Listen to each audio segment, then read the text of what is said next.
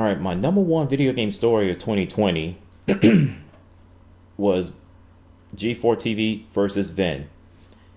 VENN, which stands for Video Game Entertainment News Network, made its debut last summer.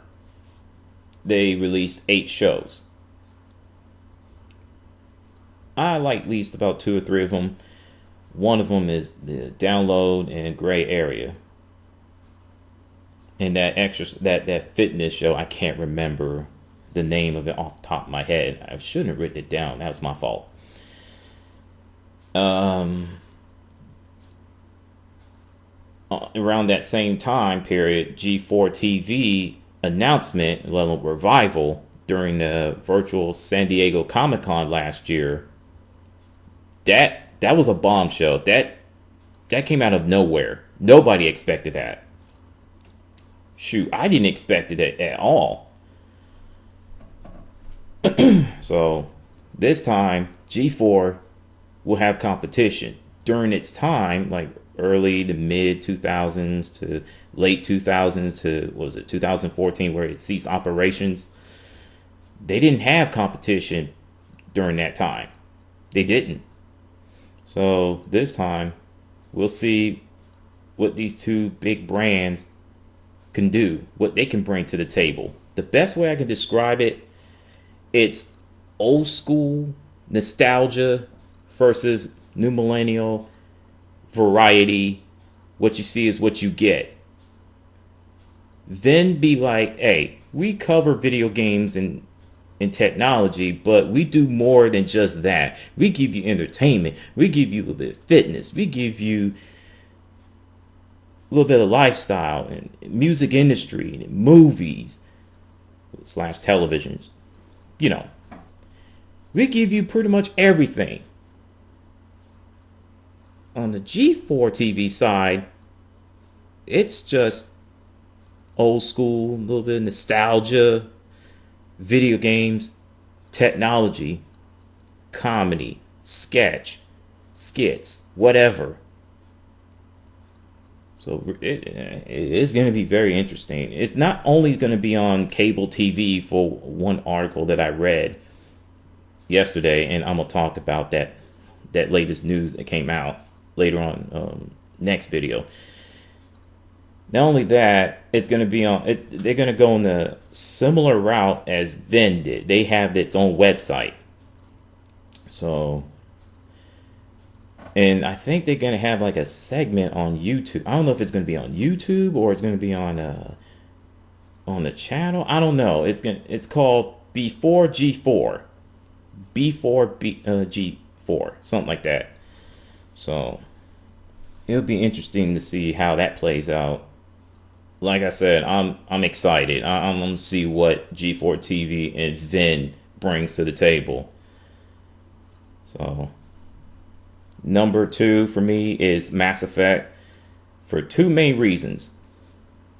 The new game is coming out. It looks like it's going to be released next year. There's no way it's going to be released this year in 2021. I just don't believe that. They already put out a teaser trailer late last year with Dr. Liara Tisanti finding some sort of like a piece of an armor with a logo in 7, looked like it belongs to Commander Shepard, and you saw her face, hoodie in a snowy planet. So I wonder if it's going to be Mass Effect 4. Is it going to take place? I know it's going to take place after the events of Mass Effect 3. I ain't gonna do no wish list because we don't know anything about it. We need more information. The fans I'm talking about. And number 2 is the Mass Effect Legendary Edition, which is a remaster. So it's gonna have all 3 games and gonna have like all the DLCs from Mass Effect 1, Mass Effect 2 to Mass Effect 3. So,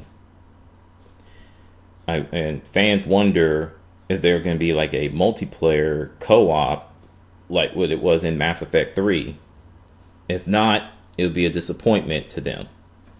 Not all, but some of them played and they really liked it and they enjoyed it.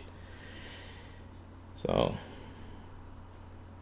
and like I said, I'm gonna talk a little bit more about Mass Effect later. It has something to do with BioWare.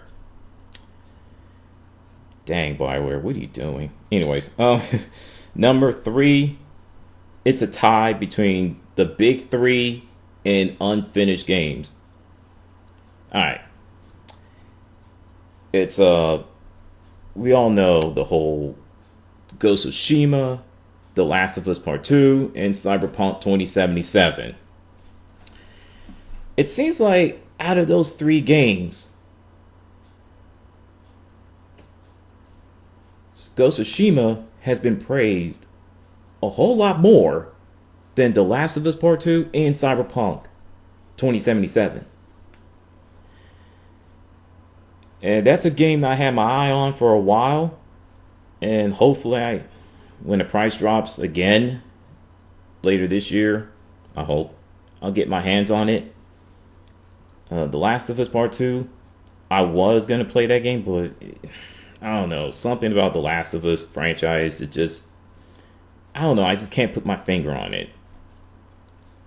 I always felt it was overhyped franchise. Maybe that's just me.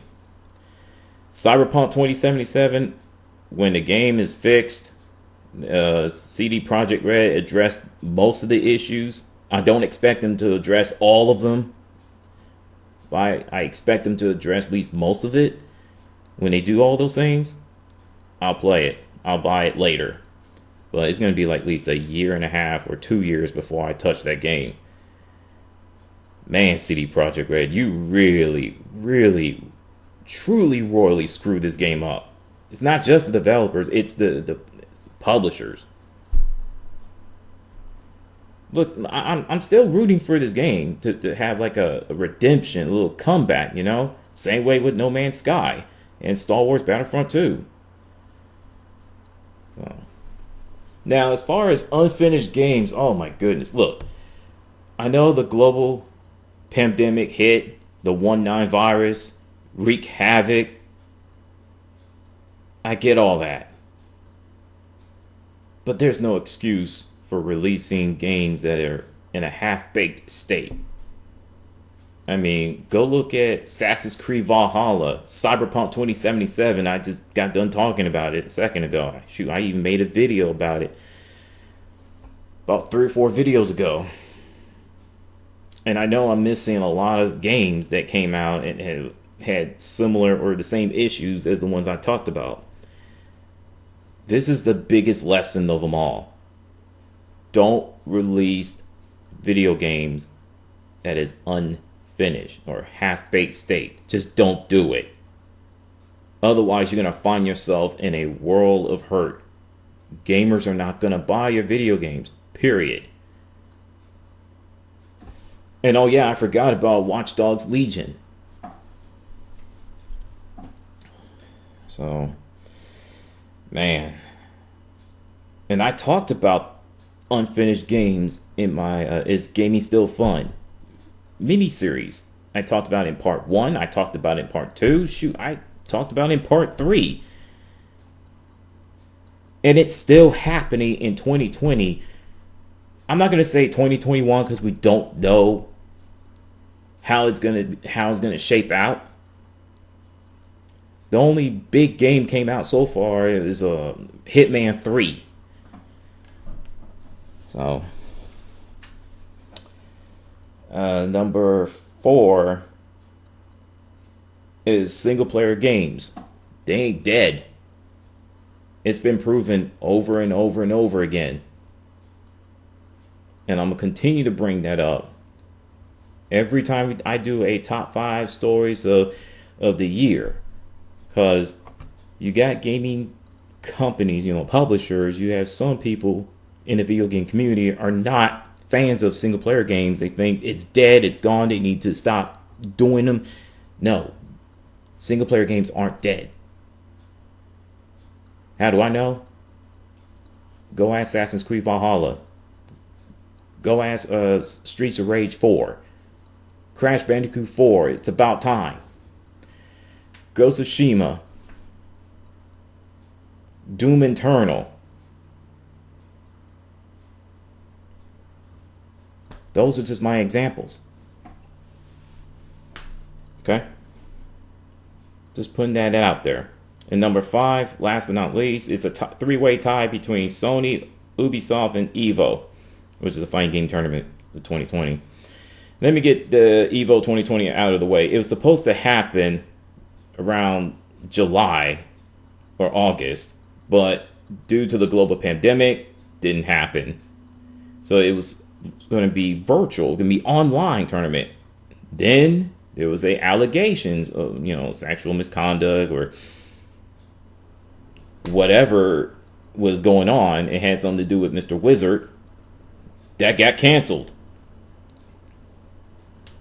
So the rest is history. Then you have Ubisoft with the allegations of misconduct, sexual harassment, and all this other stuff. Then you have Watch Dogs Legion games being buggy and glitchy. From what I can tell, it's more buggy and glitchy than the first 2 Watch Dogs games combined, and that's sad. And the game just, for what I'm hearing, the game is not very good. I'm still going to buy it, but it's going to be at a $10, $15 price range before that's how I feel about Watch Dogs Legion right now. Then you got Assassin's Creed Valhalla. Major issues with bugs and glitches and game-breaking things in there. It's just...